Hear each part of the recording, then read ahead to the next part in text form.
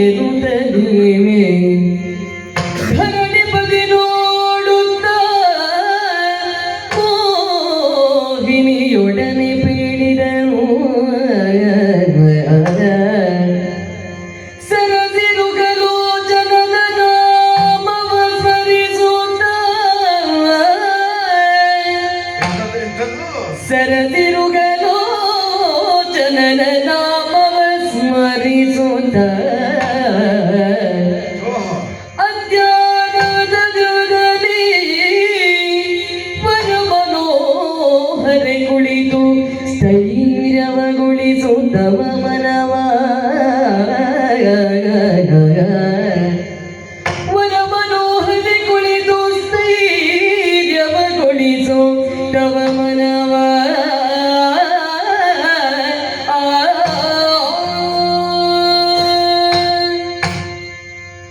ಹೇಳಿ ಹೋಗುವ. ಏನಾಗಿದೆ ಇವಳಿಗೆ? ತರುಣಿಮಣಿ ಅಂತ ಯೋಗ್ಯತೆಯನ್ನು ಗುರುತಿಸಿ ಹೇಳುವುದು ನಾವು. ಏನಿವತ್ತು ಏಕಾದಶಿ ವ್ರತವನ್ನು ತೊಡಗಿದ್ದು ಇವಳು ಬರುವುದಕ್ಕೆ ಮೊದಲೇ ಮಾಡ್ತಾ ಇದ್ದ, ಬಂದ ಮೇಲೂ ಮುಂದುವರಿತಾ ಇದ್ದ.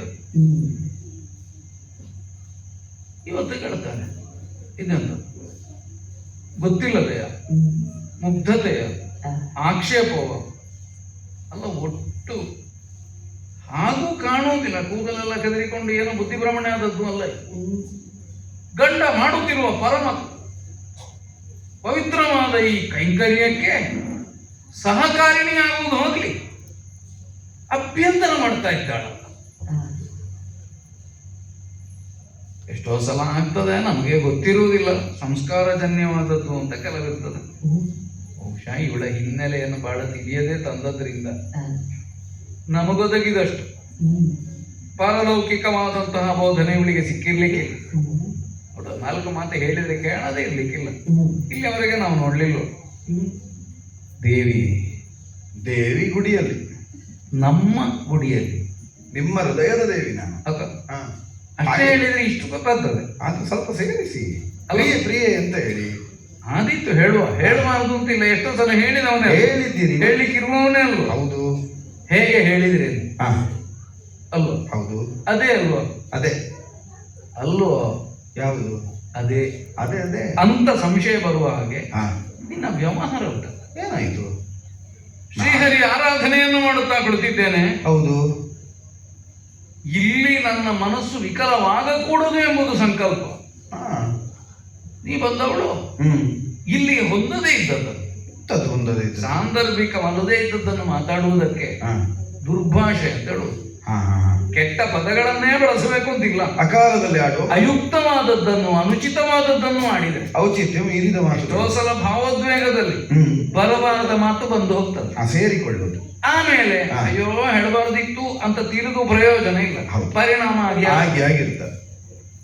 ನೀನು ಹಾಗೆ ಮಾತಾಡುದು. ಈಗ ನನ್ನ ವಿಷಯ ಹೇಳಿದ್ದ ಆರಾಧನೆಯ ಹೊತ್ತು ಏಕಾದಶಿಯ ವ್ರತದ ಪರಮ ಮಂಗಲಪ್ರದವಾದ ಮುಹೂರ್ತದಲ್ಲಿ ಇರ್ಲಿ ಶ್ರೀಹರಿಯನ್ನು ಅರ್ಚಿಸ್ತಾ ಇದ್ದೇನೆ, ಪೂಜಿಸ್ತಾ ಇದ್ದೇನೆ. ಅದು ಮೂರ್ತಿ ನಾಳೆ ಇರ್ತದೆ, ಎಲ್ಲಿ ಹೋಗ್ತದೆ. ಆದರೆ ಮೂರ್ತಿಯಲ್ಲಿ ಆವಾಹಿಸಲ್ಪಟ್ಟ ಶ್ರೀಹರಿ ಈ ಪೂಜಾ ಕೈಂಕರ್ಯ ಪೂರ್ಣವಾಗುವಲ್ಲಿವರೆಗೆ ಮಾತ್ರ ಇರುವುದು. ಆವಾಹಿಸಿದ ಮೇಲೆ ಉದ್ವಾಸನೆ ಮಾಡದೆ ನಾವು ಬೇರೆ ಯೋಚನೆಯನ್ನು ಮಾಡಕೂಡದು. ಒಂದು ವ್ರತವನ್ನು ತೊಡಗಿದ ಮೇಲೆ ವ್ರತ ಸಮಾಪ್ತಿ ಮಾಡದೆ ಬೇರೆ ಇದಕ್ಕೆ ಮನಸ್ಸು ಮಾಡಲು ಕೂಡದು. ಅಂದ್ರೆ ಅರ್ಥ ಏನು? ಈಗ ಮಾಡಬೇಕಾದದ್ದು ಶ್ರೀಹರಿಯ ದಿವ್ಯ ನಾಮ ವ್ಯಾಕೃತಿ ಮಾತ್ರ. ನಾಮ ಸಂಕೀರ್ಣ. ನೀನು ಅದನ್ನು ಮಾಡಬೇಕಾದವಳು. ಈಗ ನಾನು ಮಾಡ್ಬೇಕು ನಿಮ್ಮೊಟ್ಟಿಗೆ? ನೀನು ಮಾಡಬೇಕಾದವಳು. ನಿನಗೆ ಗೊತ್ತುಂಟೋ ಇಲ್ವೋ, ಪೂರ್ವದಲ್ಲಿ ಒಂದು ರಾಜಶಾಸನ ಹೊರಡಿಸಿದ್ದೆ ನಾನು. ಏನುಂಟ? ಯಾರು ಏಕಾದಶಿ ವ್ರತವನ್ನು ನಮ್ಮ ರಾಜ್ಯದಲ್ಲಿ ಮಾಡುವುದಿಲ್ವೋ ಅವರ ತಲೆಯನ್ನು ಕತ್ತರಿಸಿ ಅದೇ ಹೆಂಡತಿಗಿರುವುದಿಲ್ಲ ಕೋಟೆಯ ಬಾಗಿಲಿನಲ್ಲಿ ನೇತಾಡಿಸಲಿಕ್ಕೆ. ಹೌದು. ಒಂದೇ ಒಂದು ತಲೆ ಕತ್ತರಿಸಲಿಲ್ಲ. ಯಾಕೆ? ಎಲ್ಲರೂ ಮಾಡಿ ಎಲ್ಲ ಎಲ್ಲ ನೀನು ಎಲ್ಲ- ಸ್ವಲ್ಪ ಉದಾಸೀನವನ್ನು ತೋರಿಸಿ. ಹೌದು ಆದ್ರೂ ಒಂದುಂಟು, ಹಾ. ನಾನು ಮಾಡಿದ್ದರಿಂದ ಹಾ. ನೀನು ಮಾಡಿದಂತೆ ಹೌದು. ಎನ್ನುವ ಭಾವದಿಂದ ಗಂಡನ ವ್ರತದಲ್ಲಿ ಅರ್ಧ ಪುಣ್ಯ ಹೆಂಡತಿಗಲ್ವಾ, ಸರಿಯಾಗಿ ಮಾಡ್ಲಿಕ್ಕೆ ಬಿಟ್ರಲ್ವಾ? ಮಾಡಿದಷ್ಟು ಸಾಕು ನಮಗೆ. ಅದಕ್ಕೆ ಪೂರ್ಣ ಬೇಕು. ಅಭ್ಯಂತರ ಒದಗಿಸಿ ಎಷ್ಟು ಪುಣ್ಯ ಬರ್ತದಲ್ಲಿ ಅರ್ಧ ಅಲ್ಲಿಗೆ ಹೆಂಡತಿ ಮಾಡಿದ್ರಲ್ಲಿ ಗಂಡನಿಗೆ ಪಾಲುಂಟು? ಕಾಲಿಲ್ಲ. ಇಲ್ಲಲ್ಲ. ನಮ್ಮದು ನಮಗೆ, ಪುಣ್ಯದಲ್ಲಿಯೂ ಇಲ್ಲ, ನಮಗೆ ನಾವು ಯಾರಿಗೂ ಕೊಡುವುದು ಅಂತ ಇಲ್ಲ. ಪಾಪದಲ್ಲಿಯೂ ಇಲ್ಲ.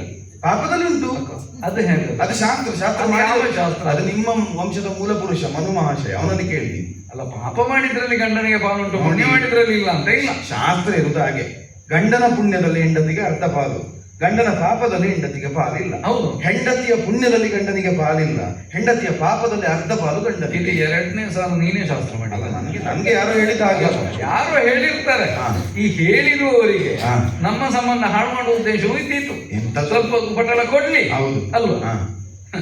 ಅಲ್ಲದೆ ಇದ್ರೆ ಉಂಟೆ ಹಾ, ಈಗ ಬಿಡಿ. ನಮ್ಮ ಪಾವನವಾದ ಶ್ರೀಹರಿಯ ಹಾ. ನಾಮೋಚ್ಚಾರವನ್ನು ಮಾಡುತ್ತಾ ಹಾ. ಅದರಲ್ಲಿ ನಮ್ಮ ಪರಮಾನಂದವನ್ನು ನಾವು ಕಾಣಬೇಕು. ಹಾ. ನೀನು ಹೇಳಿದಾಗೆ ಮನ್ನಾನೆಲ್ಲ ಬೀಸ್ತದೆ, ಹೌದು ನೋಡಿ, ಗಾಳಿ ಬೀಸಿ. ಪೂಜೆಯ ಮುಹೂರ್ತ. ಚಳಿ ಚಳಿ ಚಳಿ. ಶ್ರೀಹರಿಯನ್ನು ಮಾರುತನೂ ಸೇವಿಸ್ತಾ ಇದ್ದಾನೆ ಅಂತ ಅರ್ಥ. ಹಾ ಹಾ ಹಾ.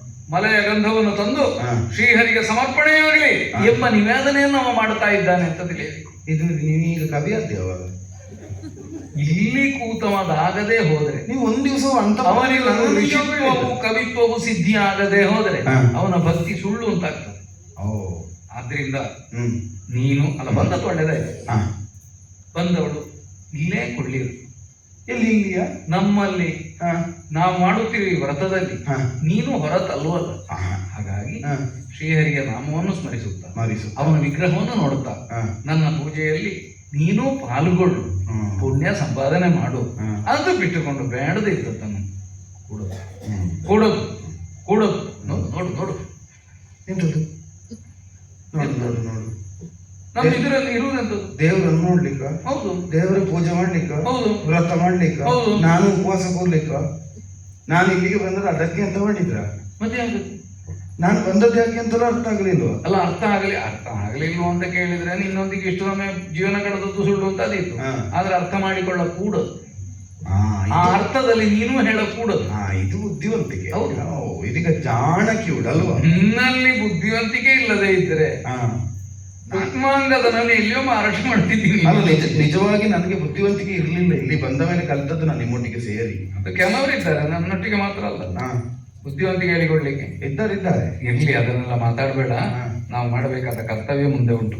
ಈಗ ನನ್ನನ್ನು ನೀವು ಹೇಗೆ ಕರೆದದ್ದಾಗ ಹೇಗೆ? ದೇವಿ ಅಂತಲ್ಲೋ, ಹ್ಮ್. ನಾನೊಂದು ಹೆಸರಿಂದ ಕರೀಲ. ಎಂತದು? ಓ ಮನೋಹರ. ಆಹಾ. ವರಮನೋಹರ ಲಾಲಿಸುವ ವರಮನೋಹರ ಲಾಲಿಸುವ ಸುಂದರ ಕಾಯ ಕರುಣದಿ ಹೃದಯ ವಿಧಿಸುವ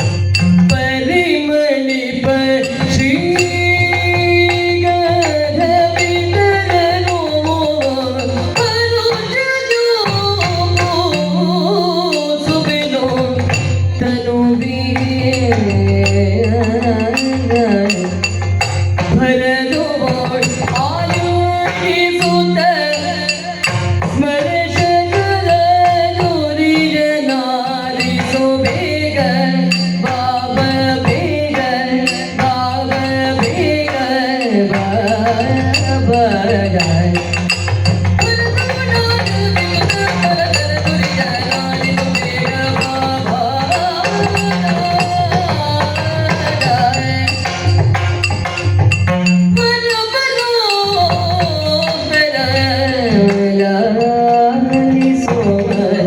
ಸುಂದರ ಕಾಯ ಕರುಣದಿಗ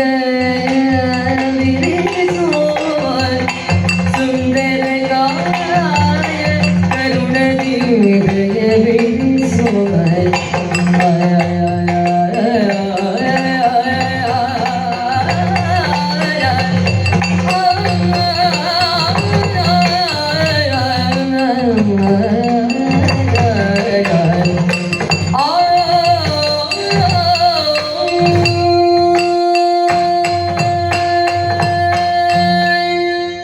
ಪರಮನೋಹರ,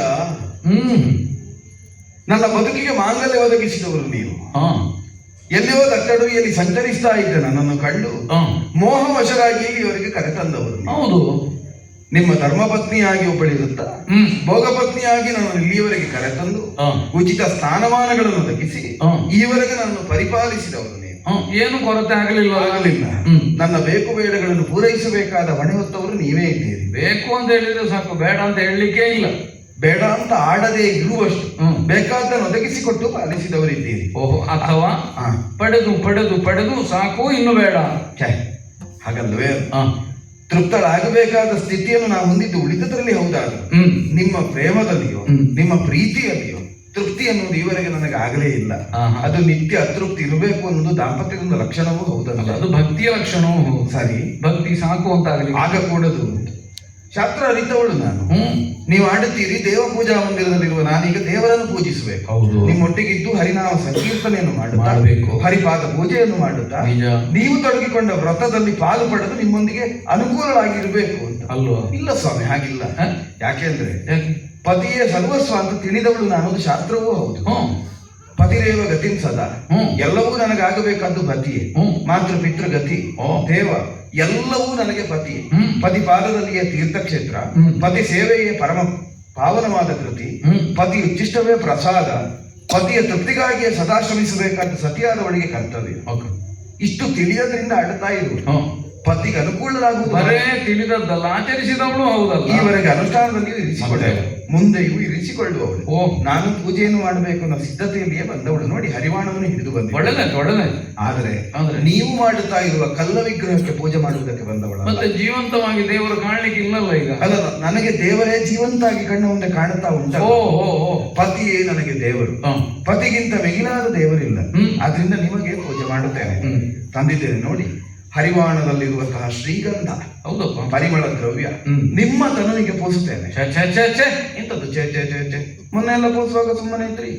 ಅಲ್ಲ, ಅದಕ್ಕೊಂದು ಮುಹೂರ್ತ, ಒಂದು ದಿನ, ಒಂದು ನಿರ್ಣಯ ಇಲ್ಲ. ಇದು ನಾನು ಗಂಡಲ್ಲೆಲ್ಲ ಹಿಡ್ಕೊಂಡು ಪೂಸು ಅದಾಗುದಿಲ್ಲ. ನಾನು ನಿರ್ಣಯ ಮಾಡಿದ್ದು ಇದು ಮೋಹಿನಿ ಇಟ್ಟ ಮುಹೂರ್ತ, ಪಂಚಾಂಗ ನಮ್ಮದ್ದೇ. ನೀನು ಸದ್ಯ ಬೀದಿಯಲ್ಲಿ ಎದುರಾಗಲಿಲ್ಲ. ಹಾಗಿಲ್ಲ, ನನಗೆ ಸಂಸ್ಕಾರ ಇಲ್ವ ಅಲ್ಲ, ಗೊತ್ತಾಯ್ತು. ಮತ್ತೆ ಹಾಗೆಲ್ಲ ಬಿಟ್ಟವಳಲ್ಲ ನಿಮ್ಮ ಹೆಂಡತಿ ಅಲ್ವ? ಬಿಟ್ರೆ ನೀವು ಬಿಟ್ಟಾಗುದಿಲ್ಲ ಅಲ್ಲ, ಮತ್ತೆ ಬಿಡಬೇಕಷ್ಟೇ. ಅದನ್ನೇ ಬಿಡುವುದು ಬೇಡ ಅಂತ ಹೇಳಿದ್ದು. ಇಬ್ಬರು ಒಟ್ಟಾಗಿ ನೋಡಿ, ತಾಂಬೂಲವನ್ನು ತಂದಿದ್ದೇನೆ. ನಾಗವಲ್ಲಿ ದಲಯುಕ್ತವಾದಂತಹ ವೀಳ್ಯದ ಎಲೆ, ಕರ್ಪೂರ ಮಿಶ್ರಿತವಾದಂತಹ ತಾಂಬೂಲವನ್ನು ಸಿದ್ಧಪಡಿಸಿ ನಿಮಗೆ ನಾನು ತಿನ್ನಿಸ್ತೇನೆ. ತಾಂಬೂಲ ಚರ್ವಣವನ್ನು ತಾವು ಮಾಡಬೇಕು. ಮಾತ್ರ ಅಲ್ಲ, ಮೈಗೆ ಗಾಳಿಯನ್ನು ಬೀಸುತ್ತೇನೆ. ಉಚಿತವಾದ ಎಲ್ಲವನ್ನು ಒದಗಿಸಿಕೊಡ್ತೇನೆ. ಸೌಗಂಧ ಮಾಲ್ಯವನ್ನು ತಂದಿದ್ದೇನೆ. ನಿಮ್ಮ ಕೊರಳಿಗೆ ಮಾಲೆಯನ್ನು ಇಕ್ಕುತ್ತೇನೆ. ಉದ್ದೀಪನಗೊಳಿಸಬಹುದಾದಂತಹ ಮನದ ಕಾಮನೆಗಳು ಅರಳುವಂತೆ ಪ್ರಚೋದಿಸಬಹುದಾದ ಎಲ್ಲ ದ್ರವ್ಯಗಳನ್ನು ತಂದಿರಿಸಿದ್ದೇನೆ. ಸುವಸ್ತುಗಳನ್ನು ಅಘ್ರಾಣಿಸ್ತಾ, ಸುವಸ್ತುಗಳನ್ನು ಮೈಯಲ್ಲಿ ಧರಿಸ್ತಾ, ಸುವಸ್ತುಗಳನ್ನು ಭುಂಜಿಸ್ತಾ, ಸುವಸ್ತುಗಳೊಂದಿಗೆ ವಾಸಿಸ್ತಾ ಪಲ್ಲಂಗವನ್ನು ಏರಿ ಪುಷ್ಪ ಮಾಲಿಕೆಗಳನ್ನು ಸಿದ್ಧಪಡಿಸಿದ್ದೇನೆ.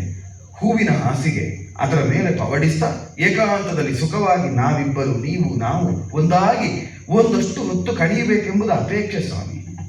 ಕೊನೆಯ ಭಾಗ ಬಿಟ್ರೆ ನಾನು ಭಗವಂತನಲ್ಲಿ ಏನು ಹೇಳ್ತೇನೋ ಹೌದು, ಅದನ್ನೇ ನೀನು ನನ್ನಲ್ಲಿ ಹೇಳ್ತೇನೆ. ಎಲ್ಲ ನಿಮ್ಮಲ್ಲಿ. ವರಮನೋಹರ ಲಾಲಿಸು, ಸುಂದರ ಕಾಯ ಕರುಣದಿ ದಯವಿರಿಸು, ಶ್ರೀಗಂಧವನ್ನು ಪೂಸುವುದು, ಹೌದು. ಮಾಲ್ಯಾದಿಗಳ ಅರ್ಪಣವು, ತಾಂಬೂಲ ಚರ್ವಣವನ್ನು ಮಾಡುವುದು, ತಾಂಬೂಲಂ ಸಮರ್ಪಯಾಮಿ ಎಲ್ಲ ಎಲ್ಲ ಕೊಡುವುದು ಹೌದು. ಭಗವದಾರಾಧನೆಯ ಭಾಗವೇ ಹೌದು. ಮತ್ತೆ ನಾನು ಸಾಮಾನ್ಯ ಭಕ್ತರಾಗಿ ಅಲ್ಲ, ಸಾಮಾನ್ಯ ಭಕ್ತರು ಎಲ್ಲವನ್ನು ಸೇರಿಸಿ ಸರ್ವ ಪೂಜಾರ್ಥ ಅಕ್ಷತಾಂ ಸಮರ್ಪಯಾಮಿ 4 ಕಾಳು ಅಕ್ಷತೆಯಲ್ಲಿ ಮುಗಿಸ್ತಾರೆ. ನಾನಾಗಲ್ಲ, ಎಲ್ಲ ತಂದಿದ್ದೇನೆ. ಅಲ್ಲಲ್ಲ, ಹಾಗೆ ಹೇಳಬಾರದು. ಹೌದು. ಯಾಕೆ ಭಕ್ತಿಯಲ್ಲಿ ಸಾಮಾನ್ಯ ಭಕ್ತಿ ಅಸಾಮಾನ್ಯ ಭಕ್ತಿ ಅಲ್ಲ, ಕೆಲವರು ಇದ್ರೂ ಅವರಲ್ಲಿ ಮಾಡ್ತಾರೆ. ಇರುವುದನ್ನು ಅವರು ಕೊಡುವುದೇ ಅವರದ್ದು. ಅಲ್ಲ, ಕೆಲವರು ಅವರಿಗೆ ಬೇಕಾದಕ್ಕೆ ಇರ್ತದೆ. ಅಂತರಂಗದಲ್ಲಿ ಭಕ್ತಿಯನ್ನು ಇಟ್ಟುಕೊಳ್ಳದೆ ಹೌದು. ಹೊರಗಿನಿಂದ ಡಾಂಭಿಕವಾಗಿ ವ್ಯವಹರಿಸುವವರನ್ನು ಆಕ್ಷೇಪಿಸೋಣ. ಹಾ. ಅಲ್ಲ, ನಮ್ಮಲ್ಲಿ ಅಂತವರು ಇಲ್ಲ ಅಂತಲೂ ನಿರ್ಣಯವೇ. ಸರಿ. ಈಗ ನಾನೇನು ಭಗವಂತನಿಗೆ ಆರಾಧನೆಯ ಸ್ವರೂಪದಲ್ಲಿ ಮಾಡ್ತಾ ಇದ್ದೇನೆ, ಹೌದು. ಆ ಉಪಚಾರಗಳನ್ನೆಲ್ಲ ಹಾ. ನನಗೆ ಮಾಡ್ತೇನೆ ಅಂತ ನೀನು ಹೇಳ್ತೀನಿ. ಬೇಕಾದ್ರೆ ಒಂದು ಅಷ್ಟೋತ್ತರವೂ ಮಾಡುವ. ಅದಕ್ಕಿರುವ ಇನ್ನೊಂದು ಮುಖವನ್ನು ನೀನು ಆಲೋಚನೆ ಮಾಡುವುದಿಲ್ವಲ್ಲ? ಎಂತದ್ದು ಇನ್ನೊಂದು ಮುಖ? ತರುಣಿಮಣಿ